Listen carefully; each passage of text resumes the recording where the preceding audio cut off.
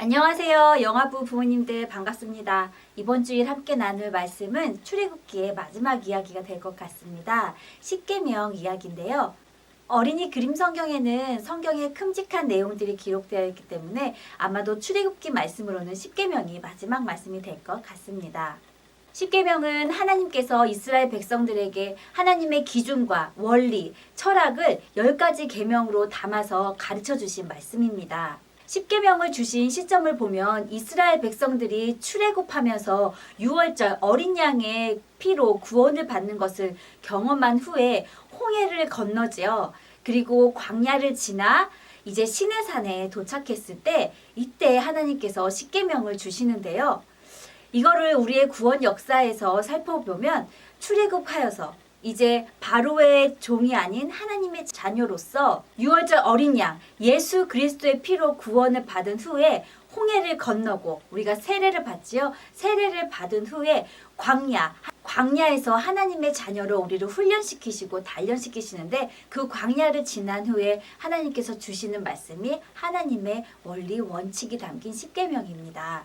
그리고 조금 더 나아가 하나님의 계명을 주신 이후에는 성막을 어떻게 짓는지를 가르쳐 주시면서 출애굽기의 말씀이 마무리되는데요. 성막은 하나님을 만나는 장소였고 더 나아가서는 우리가 하나님의 성전이 되어 왕같은 제사장으로 영혼을 섬기는 삶을 사는 것까지 말씀하십니다. 이런 그림을 가지고 출애굽기 전체의 말씀을 한번 읽어보시면 신앙 여정에 도움이 되실 겁니다. 십계명을 크게 두 부류로 나누면 1계명에서 4계명까지는 하나님을 섬기는 삶을 말씀하고 있습니다. 그리고 5계명에서 10계명까지는 사람을 섬기는 삶을 말하고 있는데요. 이것을 신약에서 예수님은 하나님 사랑, 이웃 사랑으로 말씀하셨습니다. 하나님이 주시는 율법은 우리를 무겁게 하기 위해 주시는 것이 아니라 우리가 이 율법을 지켜갈 때에 하나님이 주시는 축복과 기쁨을 더 누릴 수 있는 통로로 주시는 것입니다. 그럼 성경 이야기를 통해 십계명의 내용을 조금 더 구체적으로 살펴보도록 하겠습니다. 이스라엘 백성들이 르비딤 광야에서 아말렉과의 전쟁 이후에 시내 광야에 도착했을 때였어요.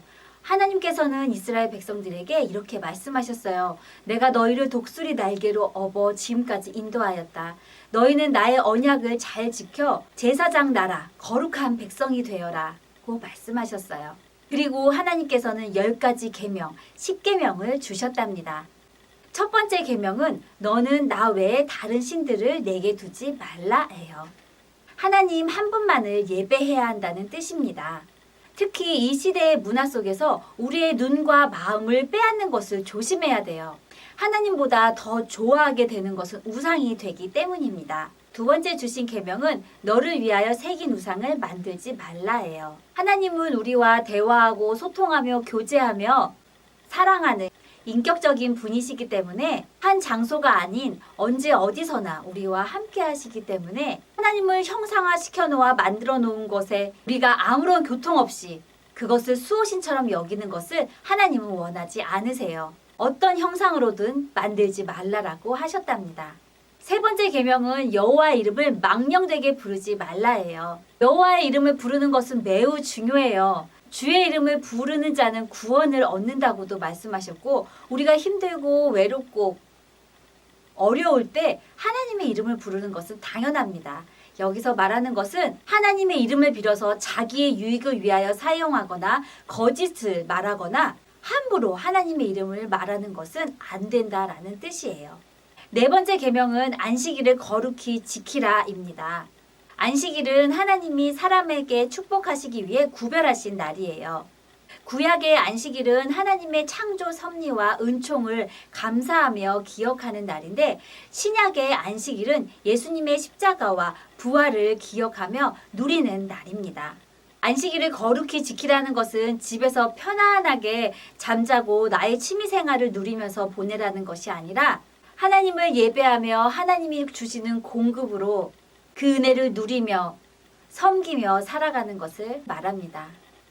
다섯 번째 계명은 내 부모를 공경하라예요. 지금부터는 사람과의 관계를 말씀하시는데요. 하나님의 대리자인 부모에게 순종하는 것, 부모를 기쁘시게 하는 것은 매우 중요하다고 말씀하시면서 약속 있는 첫 계명이라고까지 말씀하셨어요. 이 약속은 하나님이 주신 땅에서 내가 장수하고 복을 누린다는 말씀입니다. 부모를 공경하며 약속을 누리는 우리 모두가 되기를 바래요. 6번째 계명은 살인하지 말라예요. 생명은 하나님의 소유이기 때문에 하나님의 절대 주권이랍니다. 타살이나 자살, 낙태, 유해식품이나 생명에 해가 되는 약품을 음식물에 사용하는 것까지 모두가 살인죄에 속한답니다. 하나님의 주권과 생명 존중을 대적하는 대역죄 중에 하나예요. 그리고 마음으로 사람을 증오하고 미워하는 것도 살인이라고 말씀하셨어요. 사람을 존중하지 않는 어떤 행위도 우리는 거절해야 한답니다. 7번째는 간음하지 말라예요. 자신의 성적 순결과 타인의 성적 순결까지 지켜야 함을 말합니다. 남녀 간의 간음, 생각의 간음, 영적 간음. 여기서 말하는 영적 간음은 하나님 외에 다른 우상을 섬기는 것을 하나님은 간음이라고 말씀하셨어요. 그리고 동성애까지 모두 포함한답니다. 8번째는 도둑질하지 말라예요. 남의 소유를 훔치는 것을 말합니다. 또한 말라기에서는 11조를 드리지 않는 것을 하나님의 것을 도둑질하는 거라고 말씀하셨어요. 9번째는 내 이웃에 대하여 거짓 증거하지 말라예요. 애매한 말로 이웃을 속이는 것과 거짓으로 증언하는 것, 진실을 왜곡하거나 과장되게 말하는 것, 자기 유익을 위해서 남을 험담하거나 나쁘게 말하는 것, 음담, 패설이나 농담이 이에 속한답니다. 우리는 다른 사람에 대해서 이야기할 때 이 이야기는 사실인가? 이 이야기를 전달해서 상대방에게 유익이 되는 것인가? 지금 이 시점에서 꼭 이 이야기를 해야만 하는가를 생각해 보는 것이 중요합니다. 우리는 오로지 살리는 말과 칭찬과 격려, 지지하는 말을 해야 합니다.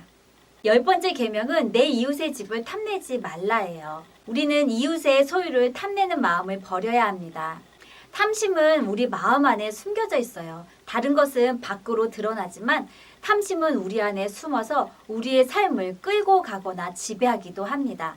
성경에서 욕심이 잉태한 즉 죄를 낳고 죄가 장성한 즉 사망을 낳는다고 하였어요. 우리 안에 있는 욕심들을 먼저 내려놓아야 됩니다. 하나님께서는 우리에게 가장 필요한 것들을 기본적으로 다 주셨어요. 그것에 만족하며 자족할 줄 알아야 합니다. 하나님의 기준과 원칙, 철학이 담긴 십계명을 살펴보았습니다. 십계명을 통해 하나님을 바르게 섬기는 것과 사람을 사랑하는 법을 배웠는데요. 이 말씀에 순종하며 살아가는 우리 모두가 되기를 바랍니다. 함께 기도하겠습니다. 하나님 아버지 감사합니다. 하나님의 기준과 원칙, 철학이 담긴 십계명을 우리에게 주심으로 우리가 하나님을 바로 섬기며 하나님과의 관계, 이웃과의 관계를 어떻게 맺어가야 할지 가르쳐 주셔서 감사합니다. 이 말씀을 따라 살아갈 수 있게 하여 주시고 풍성한 축복을 누리는 삶도 되게 하여 주옵소서. 예수님의 이름으로 기도합니다. 아멘.